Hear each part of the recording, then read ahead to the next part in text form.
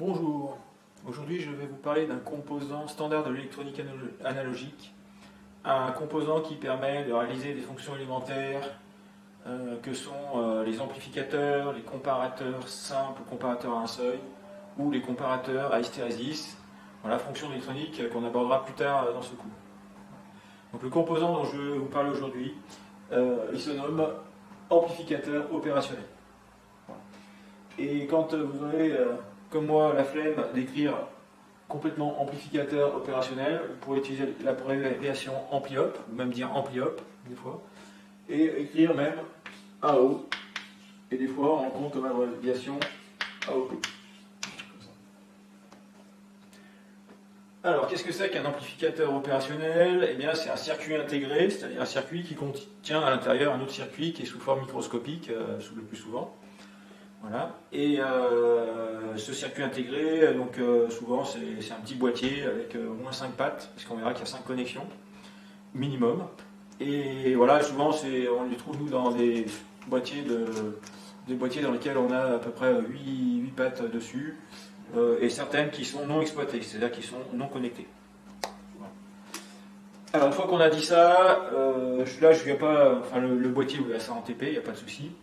Ce que je vais dessiner tout de suite, c'est le symbole qui permet de représenter un amplificateur opérationnel.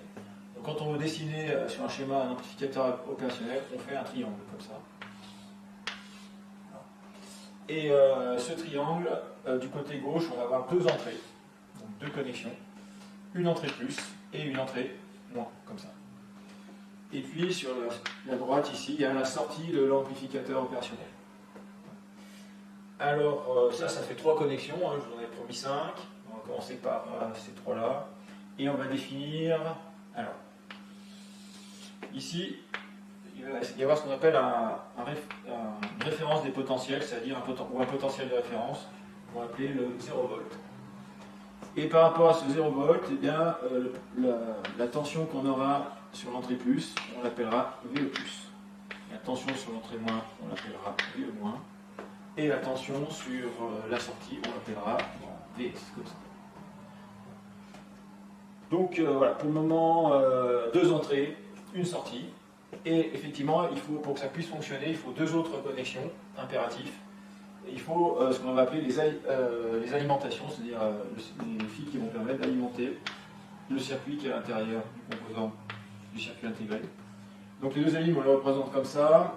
Et il va s'agir d'alimentation symétrique. Voilà, classiquement, ça peut être du plus ou moins 15 volts, du plus ou moins 12 volts, 18, etc. Le maxi de la plupart des AmpliOp, c'est 18 volts maxi. Vous verrez que souvent je fais référence à un amplificateur opérationnel assez standard qu'on appelle le TEL081, c'est sa référence, et c'est celui que vous utiliserez en travaux pratiques. Donc ce TEL081 peut être alimenté au maximum entre plus 18 et moins 18 volts, mais par exemple en TP, vous l'alimenterez entre plus 12 et moins 12 volts. Et la première difficulté pour vous, ça va être de comprendre la signification de ce plus 12 et de ce moins 12 volts, voilà, de ces potentiels. Et pour comprendre ça, et pour vous expliquer comment on va produire ces tensions d'alimentation, je vais carrément vous faire le schéma. Et le schéma, il s'obtient comme ça. C'est-à-dire qu'en fait, pour avoir 2 tensions d'alimentation symétriques, il nous faut 2 générateurs de tension de 12 volts. Donc on produit ces 2 générateurs de tension de 12 volts. Enfin, on va dire qu'ils existent.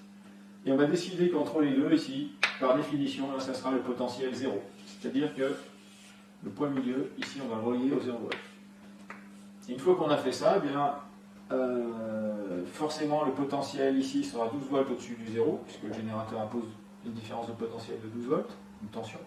Donc ici on aura un potentiel à plus 12, et puis ici, bien, le potentiel là sera 12 volts en dessous du 0 volt, donc ça sera du moins 12. Et donc, eh bien, vous voyez, là je viens de construire le plus 12 volts et le moins 12 volts qui vont servir à alimenter mon amplificateur opérationnel. On va en faire un petit trou dans le VS là. Voilà, ben là vous connaissez le circuit d'alimentation classique d'un amplificateur opérationnel avec alimentation symétrique. Et bien une fois qu'on a fait ça, eh bien je vais effacer maintenant ces choses-là, c'est-à-dire que vous les gardez sur vos notes, il n'y a pas de problème, vous allez refaire un petit schéma, mais sans ça. Et donc je vais effacer ça. Il faut que je trouve de quoi effacer. Et ça tombe bien, j'ai de quoi effacer. Voilà, donc on efface ça. Donc ça c'était pour vous dire comment sont faites les tensions d'alimentation. Voilà. Une fois qu'on sait comment c'est fait, on efface. Et on n'en parle plus. Jusqu'à nouvel ordre.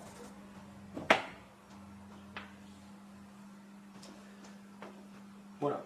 Alors, avant de décrire la relation mathématique qui va permettre de comprendre comment VS dépend des deux entrées, les deux tensions entrées de plus et de moins, je vais préciser la nature de ces entrées et de cette sortie.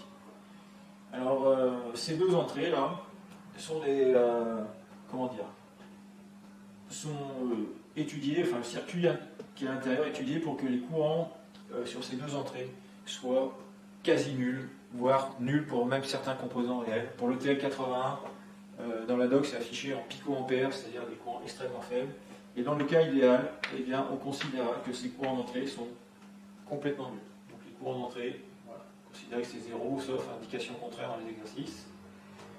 Voilà, alors les courants d'entrée sont très proches de zéro, ou nuls, quasi nuls, à condition tout de même que ces tensions d'entrée ne débordent pas des tensions d'alimentation. Alors qu'est-ce que je veux dire par ne déborde pas des tensions d'alimentation? Eh bien qu'il faut que VE+ reste plus petit que 12 volts, mais soit plus grand que moins 12. Voilà. Normalement, ce n'est pas prévu qu'on injecte ici par exemple du 15 volts. Ce ne serait pas bien, ça pourrait même détruire les transistors qu'il y a en entrée dans le circuit. Voilà, donc à éviter si possible. Voilà. Et puis voilà, donc les courants d'entrée sont nuls, sinon. On peut aussi, le dire autrement aussi, c'est que l'impédance d'entrée de ce composant, la résistance d'entrée de ces entrées est infinie. Tout simplement parce que quand une résistance est infinie, eh bien, c'est équivalent à un interrupteur ouvert, c'est-à-dire quelque chose, une absence de contact ou de connexion, donc quelque chose dans lequel le courant ne peut pas circuler. Voilà, donc ça c'est fait pour les deux entrées. Voilà. Et maintenant, la nature de la sortie ici, eh bien, dans ce composant, tout est fait pour que la sortie se comporte comme un générateur de tension idéal, ou soit le plus proche possible de ce qu'on appelle un générateur de tension idéal. Voilà. Donc on va écrire VS équivalent. Voilà. Dans l'idéal, c'est ça, c'est équivalent à un générateur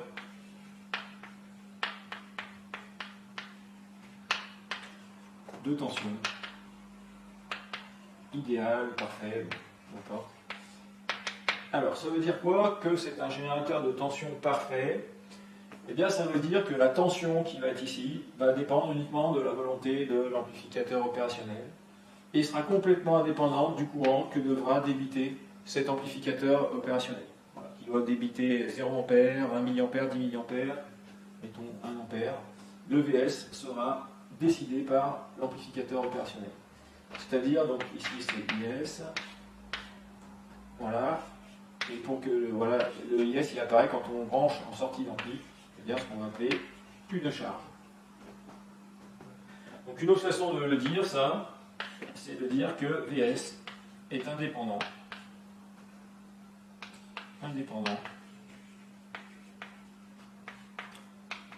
de IS. Voilà. Alors une fois qu'on a planté le décor un petit peu comme ça, eh bien je vais pouvoir vous décrire le fonctionnement de ce composant. Alors sans rentrer, sans savoir comment il fonctionne à l'intérieur, je vais vous décrire comment il réagit vu de l'extérieur, c'est-à-dire comment VS, vous allez voir, varie en fonction de la valeur des tensions d'entrée.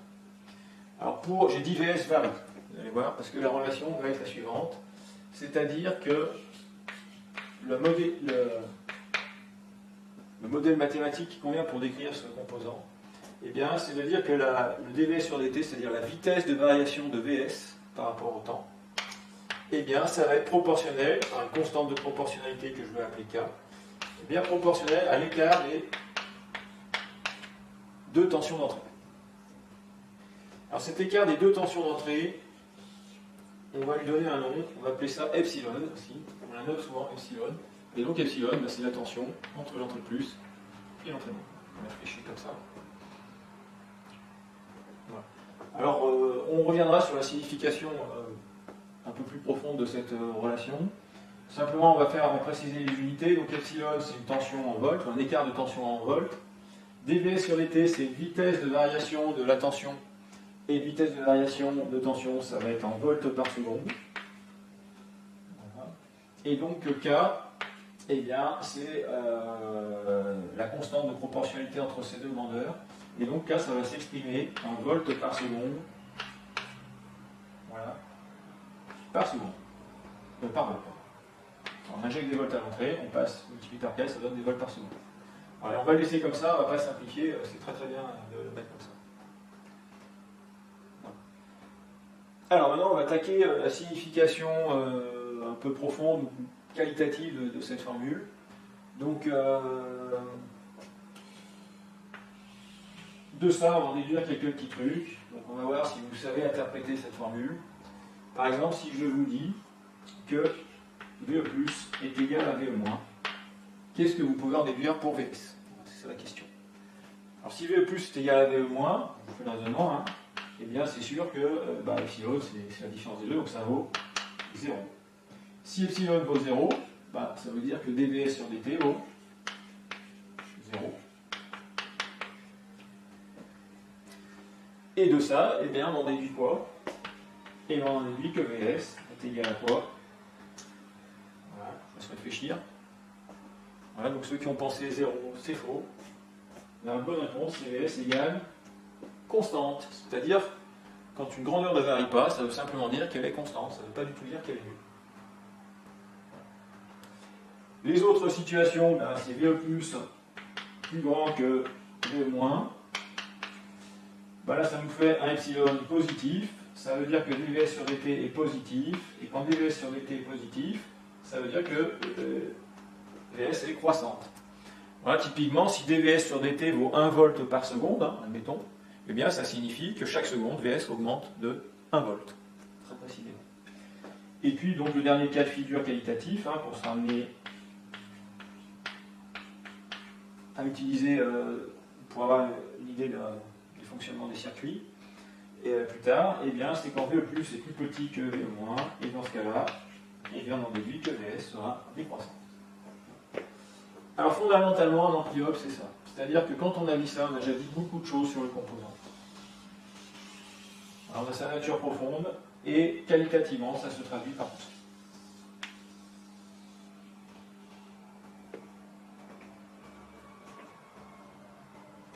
Ok, donc vous verrez à chaque fois, quand on fera des exercices un peu poussés, on utilisera cette relation. Alors maintenant, je vais préciser une petite chose qui aura des conséquences assez intéressantes, c'est la valeur de K. Donc la valeur de K, eh bien, il faut noter que c'est une grandeur qui va être très très grande. Ce gain-là va être très très élevé. Il va être, même pour un amplificateur totalement basique et pas très rapide, qu'on appelle le TL081, ici, eh bien la valeur de K sera de l'ordre de, allez, je vous mets 25 000, non pas 25 000, 25 millions de volts par seconde.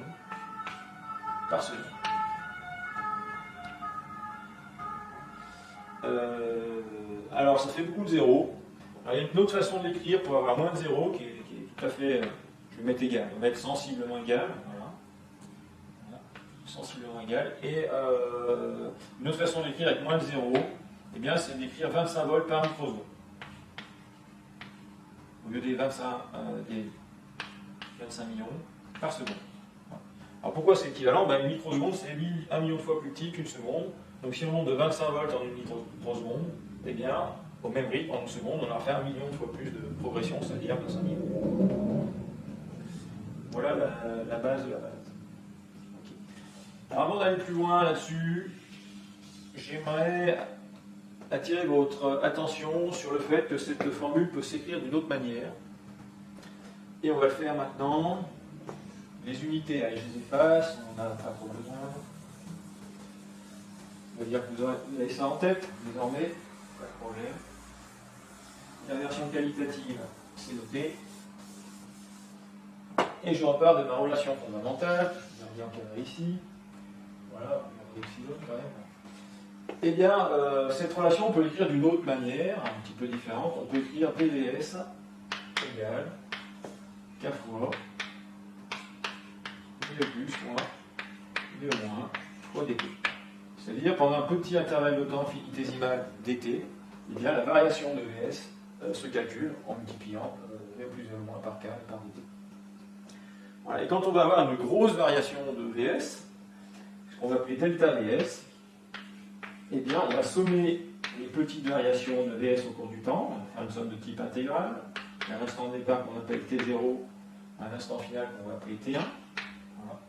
Et ça va nous donner quoi? Eh bien, dvs, c'est une somme de t0 à t1 de k fois v plus moins v moins fois dt.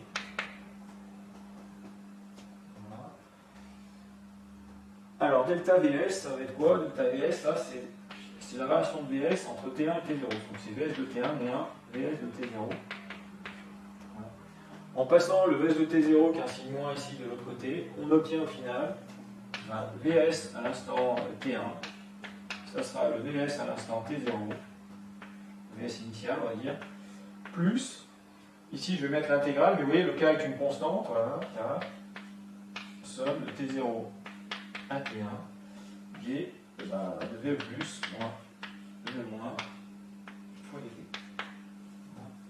Allez, je l'encadre, même si elle est moins importante et même si on n'utilisera pas cette relation. Cette relation est totalement équivalente à celle-là. Et simplement, elle vous dit quoi?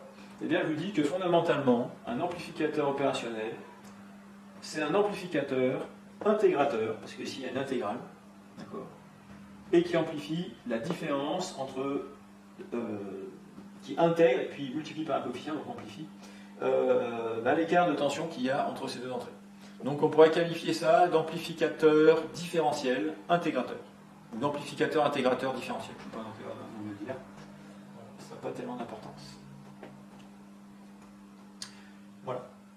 Allez, maintenant je vais effacer ce que je viens de faire, je vais effacer la charge, parce que de toute façon la tension de sortie est indépendante de la charge, on fait un peu de place. Là. Voilà. Et maintenant, on va encore faire une petite interprétation, enfin, on va faire l'application numérique ultra basique de cette première,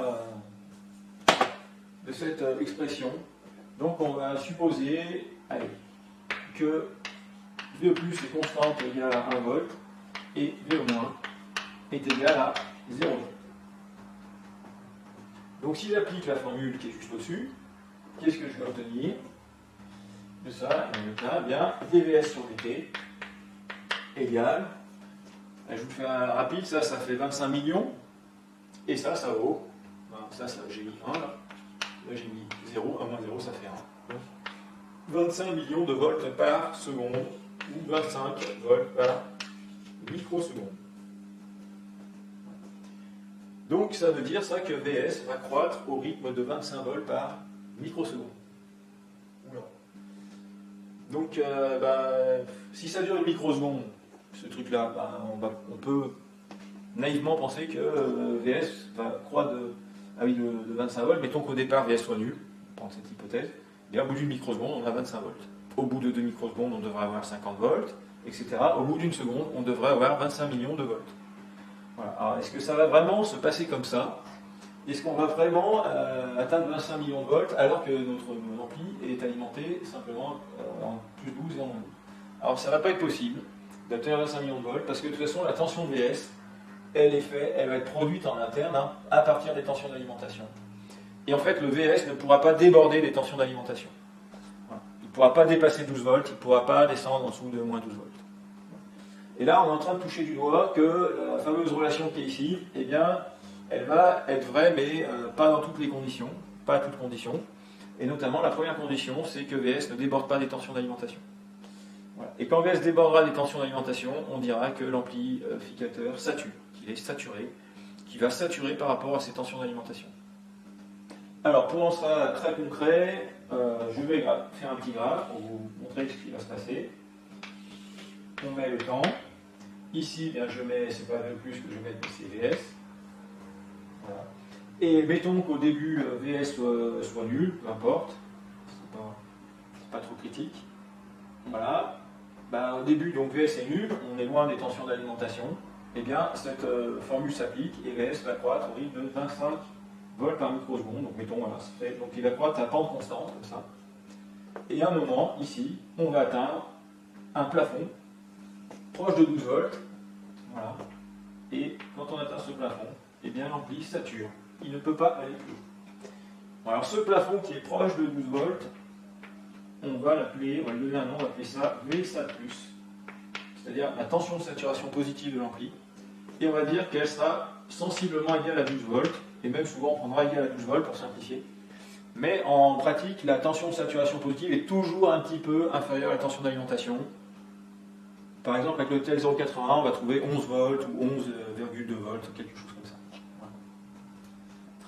Donc là, en fait, ça monte avec 25 volts par microseconde.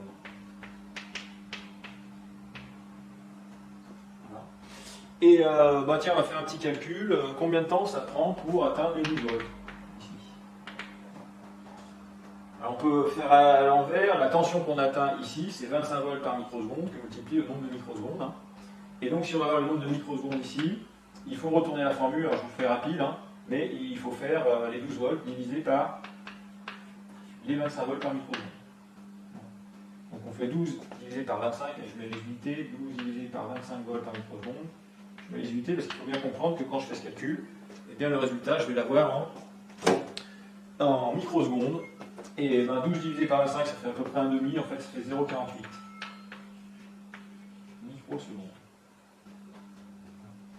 Et là, vous êtes en train de prendre conscience que cet amplificateur opérationnel, eh bien, du fait de sa grande valeur de K, réagit relativement rapidement. C'est-à-dire que ce n'est pas tous les circuits électroniques, enfin, c'est pas tout le monde qui peut considérer que ce temps est long, quoi, en fait. Et dans la plupart des applications dites basse fréquence, eh bien, ce temps de montée-là, on pourra considérer qu'il est négligeable ou instantané. Voilà. À tel point que vous verrez, je vous donnerai ça mais vers la fin du cours, mais quand on fait l'analyse des circuits avec un amplificateur opérationnel, pour simplifier, eh bien, on a même tendance à considérer soit que ce temps est infiniment court, ce qui revient à considérer que la valeur de K est infiniment grande. Voilà. Et quand K est infiniment grand, eh bien, on parle d'un modèle d'amplificateur opérationnel qu'on va appeler l'amplificateur opérationnel idéal. Voilà. Et ce qui permet de simplifier pas mal les calculs. Et donc idéal, ça veut dire qu'il n'existe pas vraiment, mais les amplificateurs réels sont très proches de cet amplificateur idéal. Alors ça, je vais te présenter VSAT+. Maintenant, je vais vous présenter VSAT-. Alors vous en doutez, si on va avoir VSAT-, là, au lieu de mettre un VE+, plus grand que VE-, il faut faire l'inverse. Donc par exemple, je vais mettre 0 là, je mets 0 volts là, puis là je mets moins 1, non, je mets plus 1, pardon. Comme ça, VE- est plus grand que VE+. Donc là, j'ai plus 1, j'ai 0, là j'ai 1. Du coup, VE+ moins VE- vaut moins 1. Je passe un peu les calculs. Si, bah là, le dV sur l'état va avoir plus 25, il vaut moins 25 volts par microseconde. Et si je suis dans cette configuration, eh bien le VS, au lieu de croître, il va décroître avec une pente symétrique, puisque ici, on aura une pente de moins 25 volts par microseconde. Et ça va décroître jusqu'où? Ça ne va pas atteindre des millions de volts négatifs, je dirais. Ça va buter sur la tension d'alimentation négative, qui vaut moins 12. Donc ça va descendre jusqu'à à peu près moins 12 volts, et à moins 12 volts. Saturation négative, qui est assez symétrique à la saturation positive, ce qui veut dire qu'ici on aura un VSAT- qui sera sensiblement égal à moins 12 volts. Et là c'est pareil, dans la pratique, la saturation sera un peu au-dessus des moins 12 volts, entre moins 11 et moins 12. Voilà. Voilà, et pareil, les pans sont symétriques, donc c'est à peu près le même temps pour atteindre la saturation. Voilà, et bien donc ça vous fait une connaissance de plus sur ce composant. Donc il a tendance à réagir comme ça, mais attention, sauf dans le cas où la tension de sortie sature, c'est-à-dire dans le cas où elle plafonne sur la tension VSAT+, à peu près égale 2 volts, ou si VS a tendance à descendre et va buter sur la tension d'alimentation négative, comme ça. Voilà, donc ça c'est ce qu'on appelle la saturation. La saturation, alors, On appelle ça la saturation tout court. Moi, je pourrais l'appeler la saturation par rapport aux tensions d'alimentation.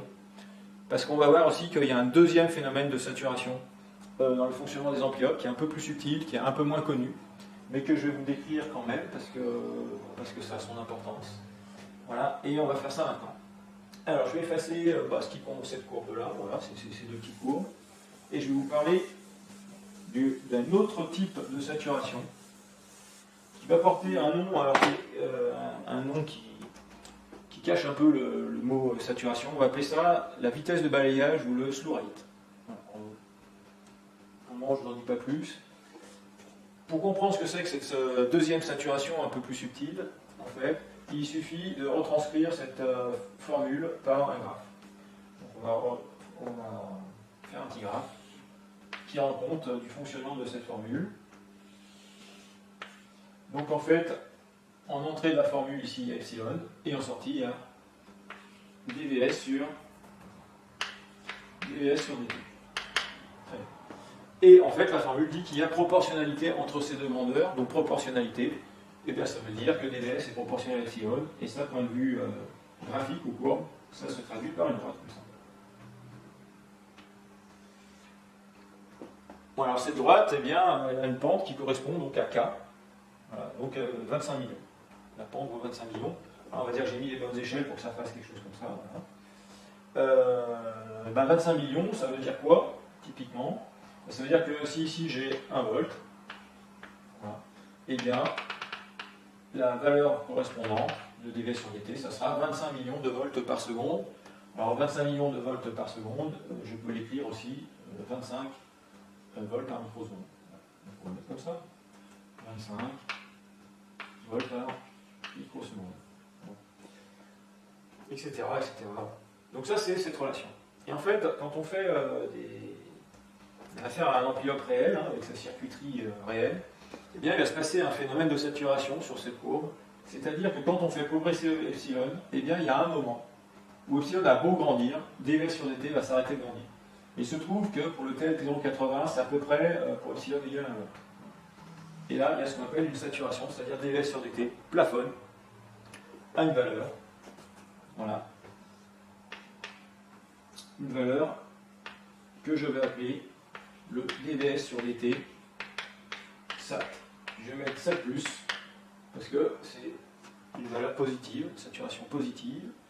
Et en général, effectivement, cette chose-là arrive pour une valeur de epsilon qu'on appellera epsilon sat plus et qui, dans le cas du TL81, vaut à peu près 1 volt.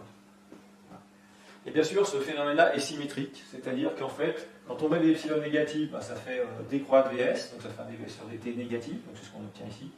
Et quand on atteint ici une valeur de epsilon, alors il faut que je la fasse, en général c'est assez symétrique, donc sur ça c'est symétrique, epsilon sat moins, comme ça, qui vaut à peu près sensiblement égal à moins 1 volt, voilà.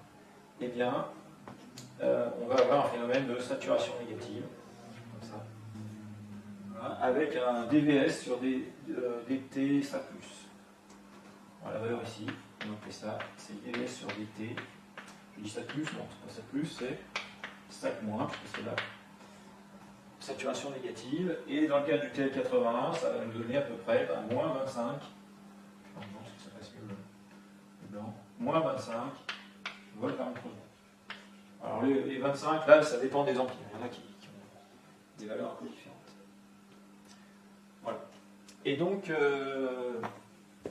finalement, ce que je vous ai présenté, c'est une belle saturation en dvs sur dt. Eh bien, figurez-vous que ce dvs sur dt sat plus par exemple, voilà.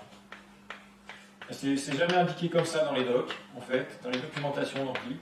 Ceci s'appelle la vitesse de balayage.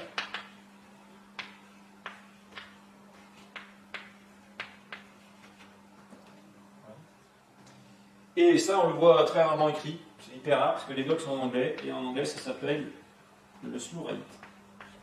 Voilà, c'est ça qu'on va trouver dans la doc. On va trouver le slew rate de l'ampli. Donc ça va dire le rythme de la pente. La pente, ça fait allusion à dvs sur dt qui est la pente du graphe de vs par rapport à t. Et donc il y a une limitation là-dessus. Voilà. Eh bien, vous commencez à avoir une très bonne perception de ce qu'est un amplificateur opérationnel avec ça. Voilà. L'amplificateur opérationnel assez un peu idéalisé quand même, hein, on ne va pas se mentir. Donc il y a des défauts possibles, mais on en parlera plus tard, c'est pas la peine de compliquer tout maintenant. Vous avez déjà quand même des petits il y a d'autres défauts que je pourrais décrire, mais vous avez déjà vu deux défauts, on va dire. Il y a la saturation due aux tensions d'alimentation et la saturation en dV sur dt, alors qui est due au circuit interne, notamment à un circuit interne qu'on appelle l'étage différentiel, voilà, et qui sort en courant et qui sature lui aussi, qui sature en courant, et quand il sature en courant, ça sature en dV sur dt sur la sortie. Voilà.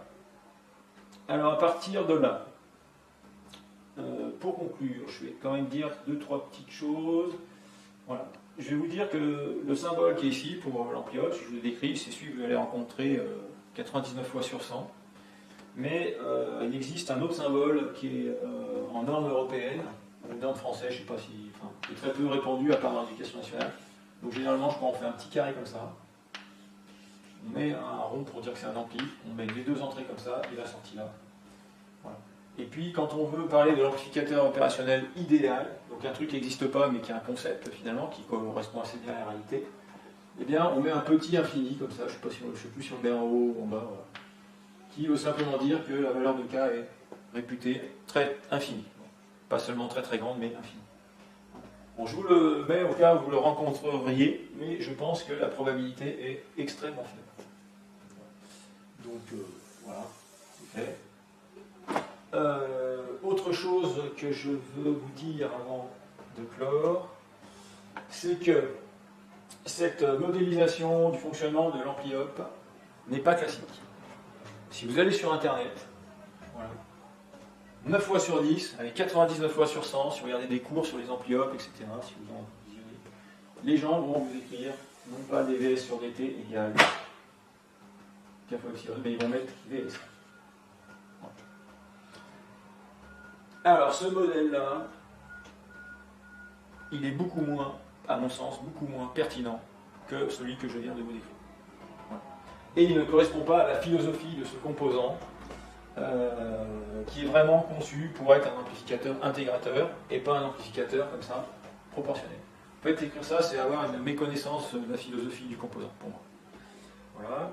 Et vous verrez que si vous écrivez ça, déjà, ça va vous gêner, déjà, ne serait-ce que pour décrire ce que j'ai appelé la vitesse de balayage, qui correspond à une simple saturation de l'expression, non pas celle-ci, mais l'expression qui était au-dessus avec le dV sur dt. Voilà. Donc ça, c'est... Voilà. Donc je pense que vous mieux oubliez ça, vous serez beaucoup plus performant si vous restez sur cette relation. Ensuite, voilà, simplement pour enfoncer le clou, en fait, vous verrez quand on fera les montages amplificateurs, avec les amplificateurs opérationnels, construits avec des amplificateurs opérationnels, donc on va rajouter quelques composants, voilà, pour obtenir un amplificateur. Eh bien, ce composant sera une machine à asservir, c'est-à-dire la sortie sera asservie sur l'entrée. Cette fois, il n'y aura plus qu'une entrée quand on fera un ampli. Voilà. Et bien quand on fait un peu de théorie des asservissements, ce que vous ferez en deuxième année, eh bien on comprend très très vite que l'asservissement idéal, celui qui fonctionne le mieux du mieux dans toutes circonstances, celui qu'on rêve d'avoir en permanence et qu'on essaye d'avoir tout le temps, eh bien c'est quand alors ce qu'on appelle l'ensemble actionneur plus correcteur se comporte comme un intégrateur pur. Un intégrateur pur, c'est-à-dire que la sortie sera l'intégrale de l'erreur. L'erreur, c'est ce qu'on appelle epsilon, c'est l'écart entre les deux entrées. Voilà.